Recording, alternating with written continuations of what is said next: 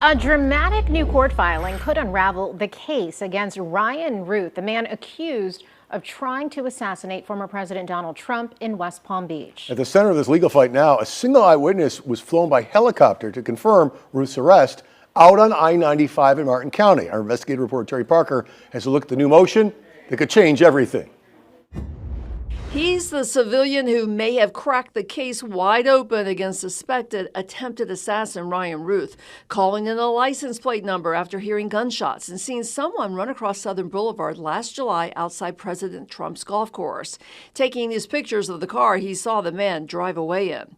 That witness was then flown by helicopter to the I-95 arrest scene, where Ryan Ruth had already been handcuffed, detained, and surrounded by police. The argument is, what other decision or observation could the person have made other than to say, yeah, that must be the guy?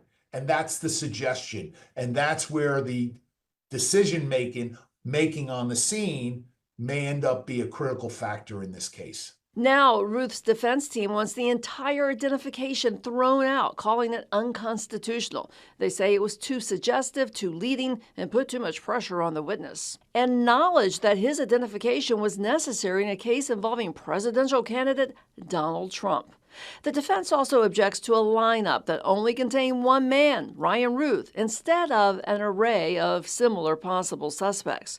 Attorney Stuart Kaplan says if the witness ID is thrown out, so might all the evidence obtained afterward, because under the law, it would be considered tainted, including DNA found on a backpack and gun at the golf course. The jury doesn't even get to consider this because this one and only one individual that you presented to the eyewitness was so suggestive, is so tainted, you must suppress it. Prosecutors are now fighting back, asking the judge to seal the identities of the eyewitnesses, saying they could face harassment or intimidation. Kaplan says the defense motion is well argued, but he also says in a situation like this, the incredibly quick decisions made by law enforcement have to be taken into account by a judge. I mean, there is potentially no greater scenario that's unfolding where someone has attempted to take the life of a president-elect, right? And so you can imagine all of the bells and whistles are going off.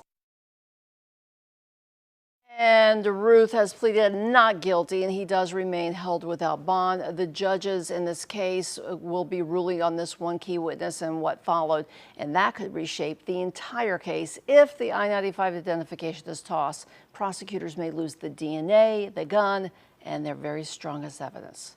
Terry Parker, WPBF 25 News.